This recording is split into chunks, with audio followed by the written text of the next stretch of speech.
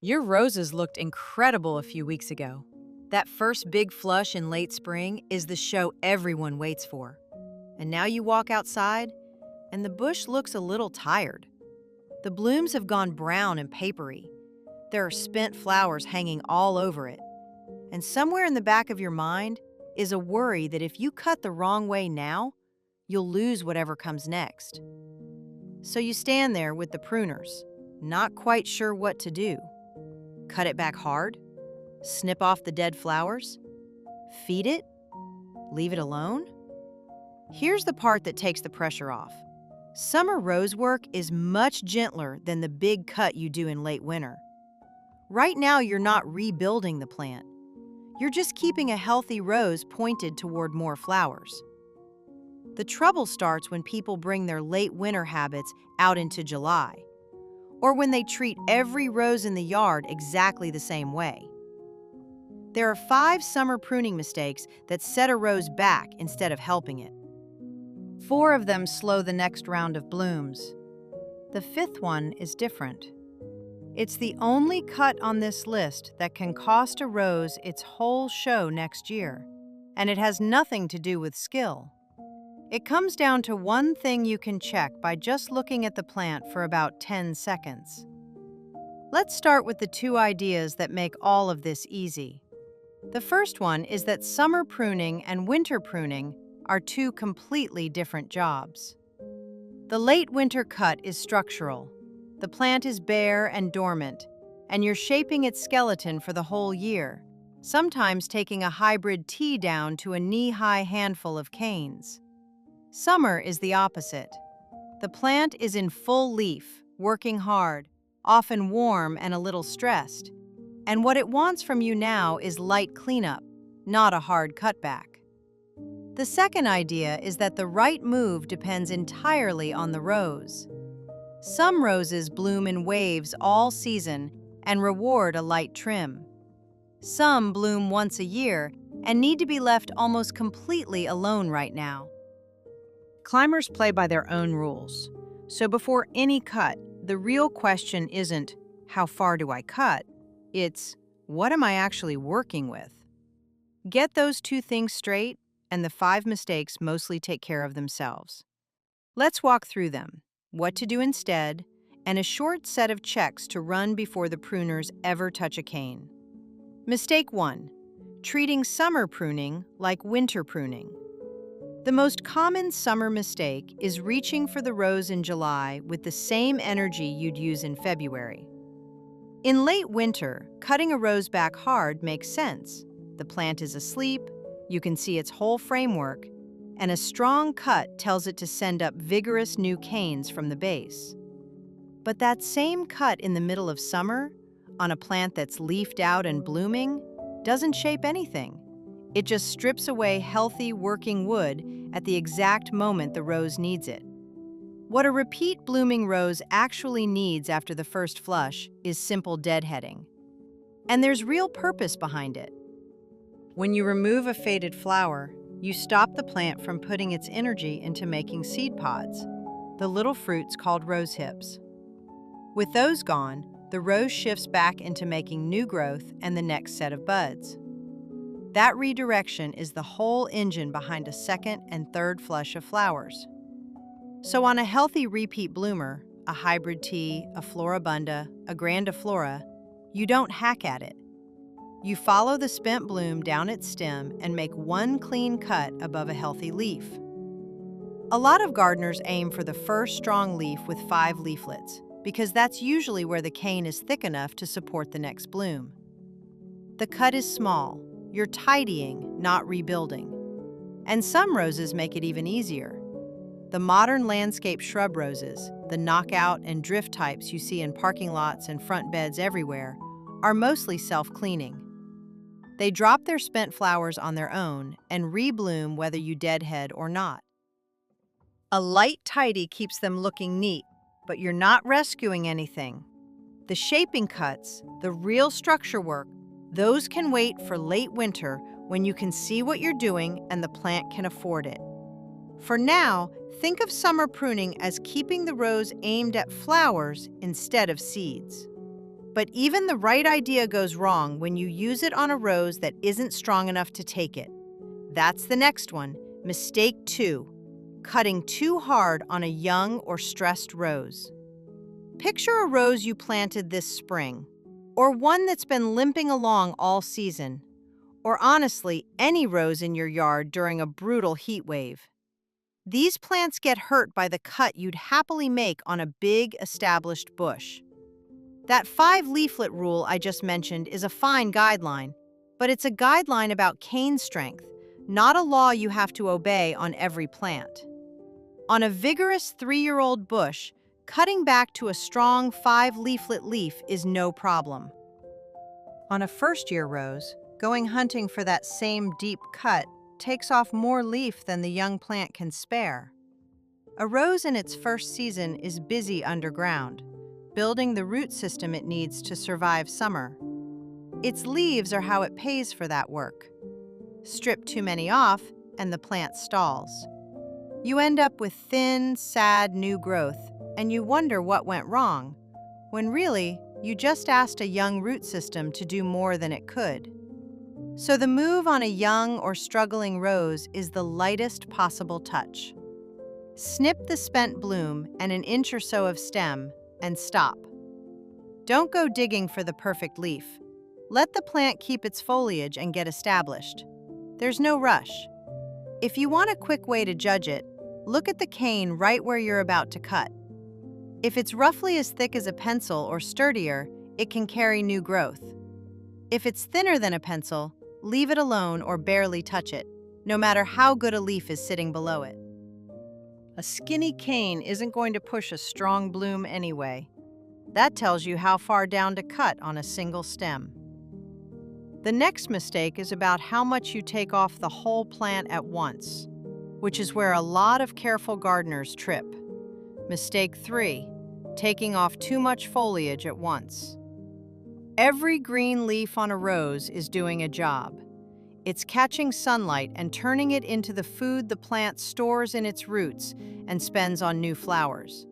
So the leaves aren't decoration. They're the budget for your next flush. The mistake usually happens on a cleanup day. You decide to really tidy the bush.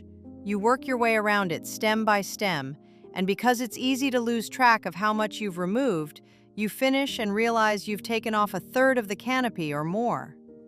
Now the rose has to dip into its stored energy just to grow enough leaves to function again, and it spends that energy instead of putting it toward blooms. The second flush gets delayed, sometimes by a couple of weeks, and when it shows up, it's weaker. The practical rule is simple. When you cut a stem, leave good, healthy leaves behind. And across the whole plant, be conservative. If you are getting anywhere near removing 1/4 to 1/3 of the foliage in one session, especially in summer heat, you are no longer just deadheading. You are asking the rose to rebuild leaf surface before it can focus on flowers again. The more working leaves you leave on, the faster the next round of flowers comes back. A simple way to stay out of trouble is to make one light pass around the entire plant instead of going hard on one section. Step back every so often and look at the whole bush, not just the stem in front of you. If it still looks like it needs work, you can always come back in a week and do a second light pass. That's far better than scalping it in one afternoon and spending the rest of the summer waiting for it to recover.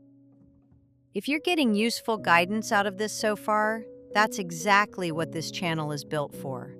Garden advice that tells you when to put the pruners down, not just when to use them. If that's the kind of help you want, go ahead and subscribe. Now, leaves matter, but so does the day you choose to cut, which brings us to a mistake that's mostly about timing. Mistake 4, pruning during heat or drought stress. Most people prune whenever they happen to have a free morning. The problem is, the rose doesn't care about your calendar. It cares about the weather. Every cut you make is a small wound. On a well-watered plant in mild conditions, that wound seals up quickly. But on a rose that's already baking in 90-degree heat, With dry soil at its roots, the plant doesn't have the reserves to heal fast.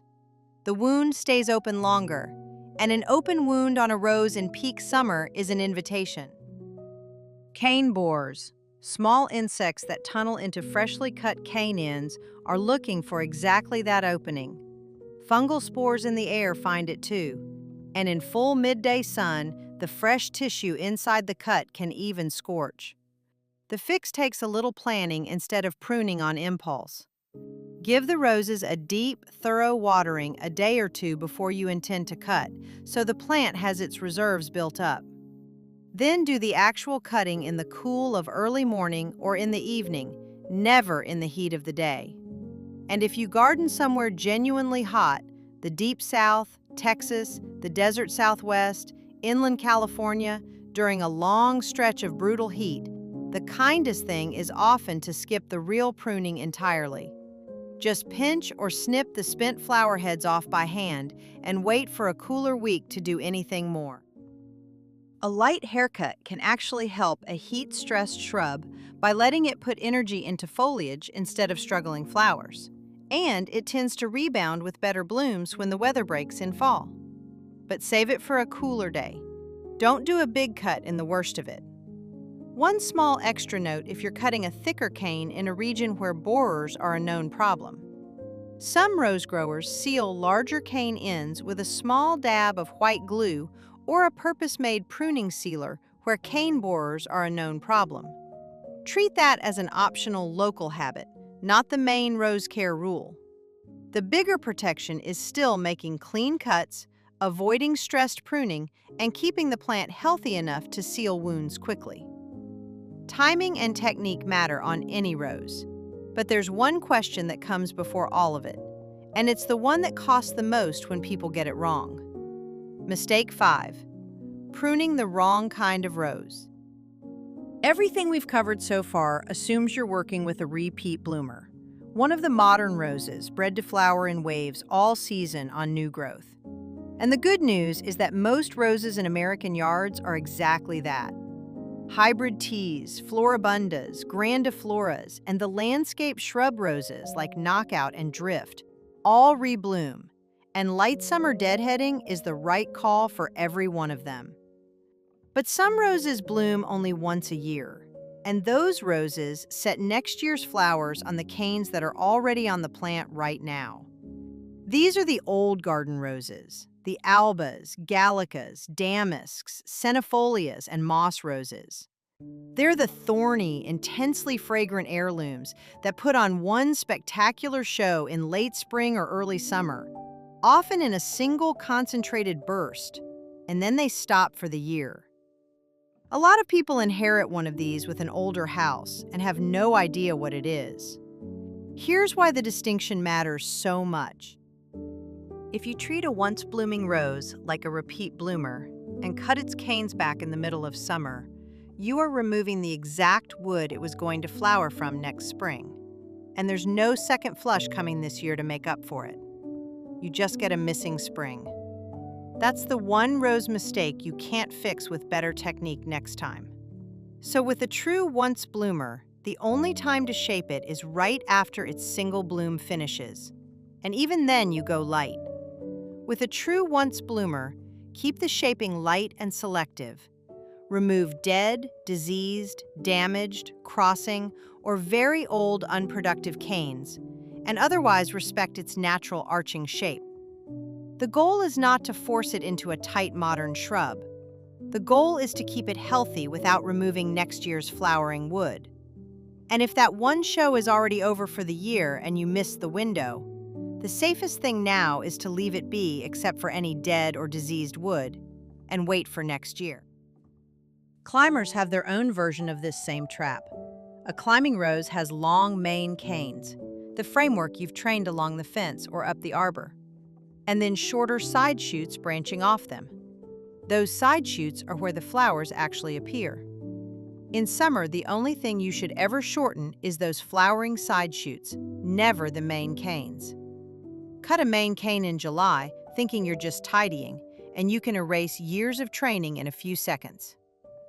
And plenty of older climbers bloom just once, on last year's wood, so they follow the once bloomer rule too. That's the 10-second check I promised you at the start. Walk out to the rose and look at it honestly. Has it bloomed once this season and then stopped, with no new buds forming since? Lean toward once blooming and keep the pruners in the shed. Is it still pushing fresh buds, even after you've deadheaded it a few times already?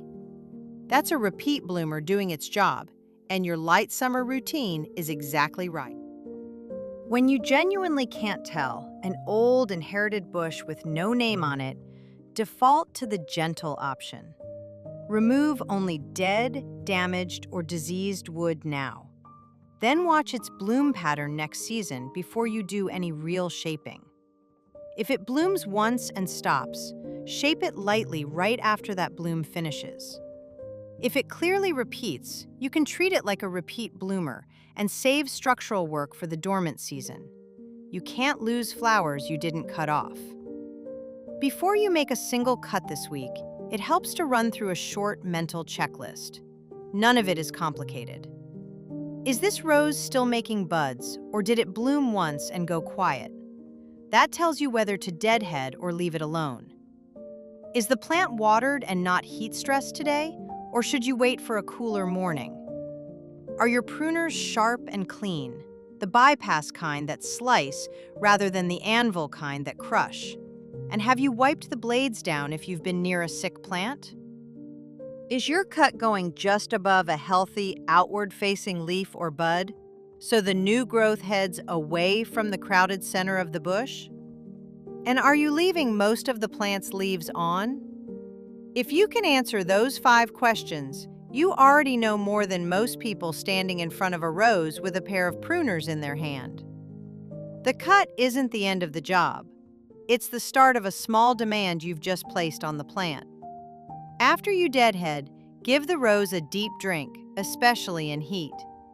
You've just asked it to push new growth, and new growth needs water. Then clean up underneath. The spent blooms and fallen leaves sitting on the soil under the bush aren't just messy. Any leaves that were spotted or diseased become a reservoir of fungal spores.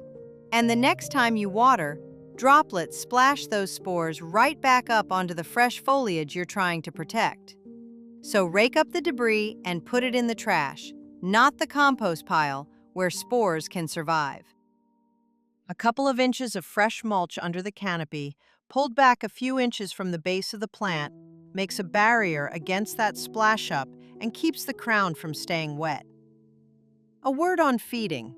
In a lot of regions, a light feeding after the first flush helps fuel the next round of blooms, as long as the soil is already moist when you feed. But ease off as the season gets later. Pushing tender new growth right before fall just gives the first frost something to kill. In colder zones, the same logic means you slow down and stop deadheading toward the end of summer and let those last blooms form hips. The hips signal the plant that the season is ending and it's time to harden off for winter. And while you're working, keep half an eye out for trouble. If you spot a cane with strange, bright red, distorted new growth, a cluster of skinny shoots that looks like a witch's broom, and far more thorns than normal, that can be rose-rosette disease. It's a virus spread by a tiny mite, and there's no cure for it. The standard advice from Extension Services is to remove the whole plant, roots and all, bag it for the trash, and disinfect your pruners before you touch another rose. It's worth knowing simply so you catch it early, before it spreads down the bed. One related tip: be careful about blasting air or debris through a rose bed where you suspect disease. The mites that spread rose rosette can move on air currents, so if a plant looks suspicious, handle it gently, bag infected material, and do not blow debris from that plant across the rest of the bed. I'd love to know what you're working with. Tell me in the comments what kind of roses you're growing: knockouts, hybrid teas, a trained climber, or an old inherited bush nobody can name, and what state you're in. The right summer move changes a lot between a knockout in Georgia and a once blooming heirloom up in Minnesota. And it's interesting to see who's dealing with what. And before you cut anything this week, do the easy part first. Walk out to each rose and just watch it for a second. The bush still throwing new buds wants a light deadhead and a deep drink. The one that bloomed once and went quiet wants to be left alone until next year. That one honest look tells you more than any rule, and it's the difference between a rose that comes back stronger and one that sulks for the rest of the summer. If you'd rather make confident cuts than guess every July, subscribe, and the next rose decision gets a little easier.